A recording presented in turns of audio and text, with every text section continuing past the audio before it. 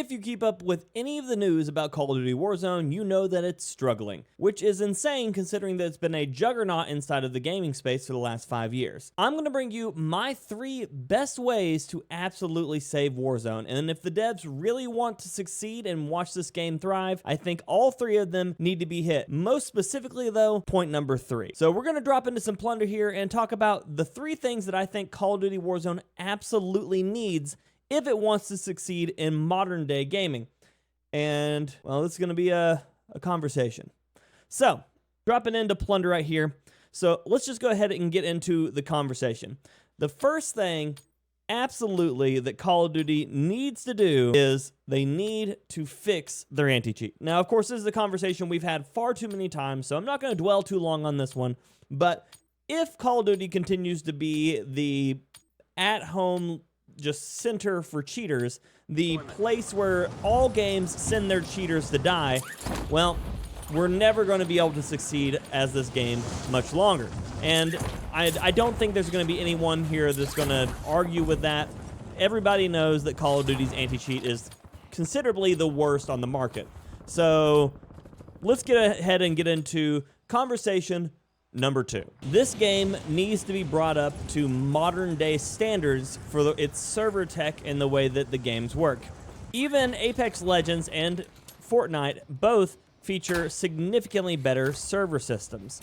They just generally have better tick rates and they are more consistent. And when you consider the fact that the hackers have the ability to get into the back end of the servers and close them down that way, you know that the servers are absolutely running at the bare minimum that they can. So the server infrastructure is absolutely abysmal. Obviously, the ping itself can be good for the part of the time, but one of the biggest issues we have to deal with is general server tick rates and stability. I don't think that there's ever a moment where we should be dropping into a game inside of our own region sitting at a 10 to 15% packet loss. And unfortunately enough, if you play this game much, it's probably going to be almost daily that you drop into at least one server, whether it's Plunder or just the regular Battle Royale or Resurgence or anything of the sort, in which you are going to run into a lobby that's going to either spike somewhere in the middle of it or start off with an insane packet loss ratio. They have gotten better. It isn't every game, every day, but it is frequently when you're playing, especially if you play for longer hours, that you're going to be running into more and more times in which these servers are going to absolutely either feel like crap or at least on the numerical number show you that they're running like crap. Now, I would love to say that their servers are working as intended, but we all know that that's not the case. We know that their servers continuously play worse and worse, especially as you get closer and closer to the high volume times for the game. So if you are a person that can only play in the evening, when most people can generally play, then you're probably going to run into those servers issues even more frequently than you do if you are a person who only gets to play maybe the AMs or really late at night because you've got an even later night job. But what can you do, right? As a player, even having the best internet doesn't save you anymore because Call of Duty servers are just that bad.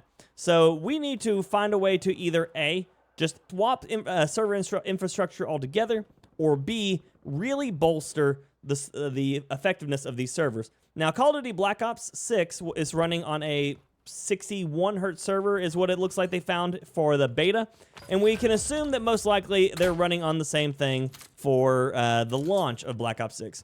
But Warzone servers are still clocking in at 20 and below on your server updates.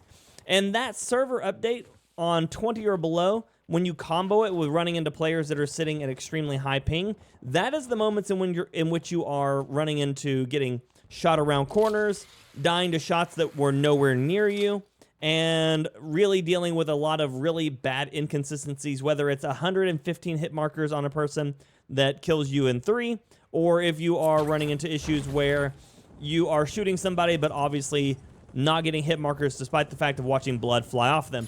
That was something that they just recently had to fix as well, and they even said, yeah, we just disabled it. We disabled blood splatter now because it was easier than fixing the server infrastructure. So now we just really need them to double down on this server infrastructure fix, because if they don't do that, it doesn't matter what all they fix on the game on the other side, we're going to continue to run into more and more issues of inconsistent gameplay. And the last thing this thing needs already is inconsistent gameplay, because when the game works, the game feels good. When you're getting into gunfights, when bullets are connecting, even if you lose, at least you know why you lost. But far too many times in the game recently, you're dealing with situations where you lose a gunfight and you just, for the life of you, cannot figure out how. I landed all my shots. They didn't hit their shots first. They didn't hit the shots last. The TTK of the gun I'm using is the same as the TTK as they're using, because everybody's using the XM4. And so you have to sit there and just scratch your head and go, I don't really know why. And in the long run, it's going to continue to frustrate players more and more, to the point of where they're not going to be able to even trust their own gunfights, let alone right now is when the fact that we can't even trust whether someone is cheating or not inside the game. And even today, we fought 100 cheaters inside the game, live on stream, just cheater after cheater, and it was absolutely insane. So when you combo running into cheaters and you combo running into really bad servers, nobody's going to have a good time. So servers definitely have to be addressed. Now, of course, we've already talked about cheaters, number 1. Servers, number 2. And I really think the third one is probably the most important for all of this, which is this game needs to be removed from the Call of Duty integration system. There is no longer a need to use Warzone as an attempt to sell their multiplayer. The multiplayer game lifespan of any multiplayer game from Call of Duty has the shelf life of already used milk. Most Call of Duty multiplayers are going to come out, going to see a massive spike in players, and then almost immediately after that, it's going to drop off to almost nobody in the world playing it. And I say almost nobody, I just mean statistically comparatively to day one. Call of Duty games become extremely boring for a majority of players within the first 6 weeks, and then they come back and they play for the first day or two of the new season, unlock the new weapons, and then go about their way. And right now, Warzone is getting that as well, because they continue to integrate it directly into the seasons of the new game, the launch of the new game, and all they're ending up doing is continuously adding more and more issues of things that they have to go back in and fix, because they're leaving behind 6 months worth of updates every time they do it. And if you watch my most recent video, you understand why, which is basically the devs are arguing about what should exist and what shouldn't, and they all start from absolute zero for every new game. So, creating a Call of Duty that starts from itself and then stays just itself through its entire life for Warzone is going to be the only way that we don't continuously deal with every year 6 months of progression loss, and 6 months of rebalancing, and 6 months of reintegrations. And it's really actually probably the biggest pain point for the game and its player base, is the fact that every year we spend 6 months of trying to get back to where we were at the end of the last cycle.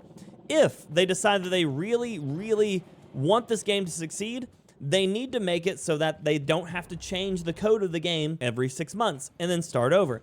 And also, on top of that, that means that the anti-cheat can grow to be more consistent, because you're no longer having to recode the anti-cheat to detect new things on new builds of new everything. You're starting from zero. That's why, even though games like Fortnite and Apex have been going for quite a few years, their anti-cheat is at least a little bit more consistent. Now, that's not to say that neither one of them have cheaters. Of course, every game is going to have cheaters. But the cheater at the level in which Call of Duty deals with them is very unique to Call of Duty, because there is no penalty for them cheating, because they get caught after 6 or 7 months. They make a brand new account, but there's a brand new integration, and then they know that they're going to be free to go again for another 6 or 7 months, because the anti-cheat can't keep up, because they're still trying to fix a day one bug that was resolved 2 years ago, because they changed the whole engine again just to release a new game. So, having the game go to its own standalone, and granted, you can integrate the new weapons in, just do them slowly.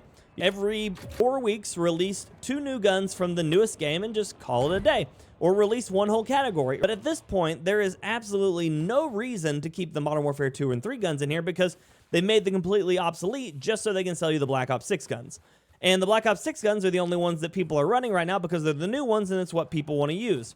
So what point do we have in this integration if you're going to make all the old content completely useless, right? So now we're at the point where they're shoehorning in new games, new guns, new operators, but breaking the entire core level of the game. And then they can't resolve the cheater issue because they're spending 6 months fixing all of the stuff they broke when they integrated the game. But they also could have the cheater issue a lot more addressed if they didn't have to try to recode the ricochet for the new game every time that they release a new game.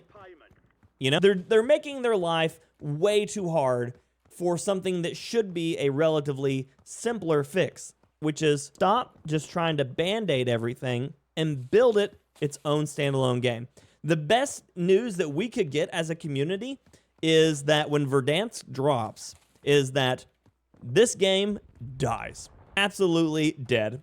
Dead in the water, do not resuscitate, do not leave the servers up, nothing. They say, hey, by the way, here's Verdanks.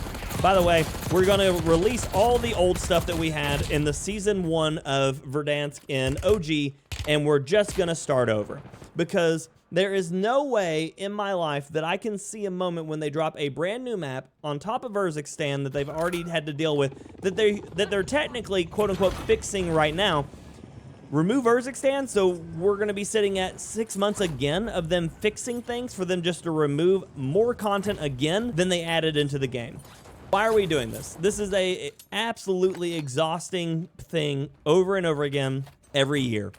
Save yourself the trouble, drop this garbage pile, and just launch the brand new game with Verdansk. Start right over. You know what? We're already in the middle of fixing everything. What's 6 more months? If you could tell me right now that they released a brand new standalone Warzone that is not integrated into Call of Duty anymore, that it can just be worked on by its own independent dev team, no longer monitored by Infinity Ward, Treyarch, Sledgehammer. Just Ravensoft is from day one the developer, and they just get to work on that game just themselves. Leave the other studios to go bicker with each other, and just give us a standalone Warzone title. You would solve probably 70 to 80% of the core issues that Call of Duty Warzone deals with on the daily. Now, of course, this could just me be ranting mad over the fact that we've done this now for 5 years and that we have to have these same conversations. Or this could be me absolutely just having the most genius level stance of this thing. I don't know. That's not for me to decide because I'm crazy and I play video games for a living, so I'm probably a little dumb some days. So that's going to be up for you. How do you all feel about this? Would you rather Call of Duty continue the way it is?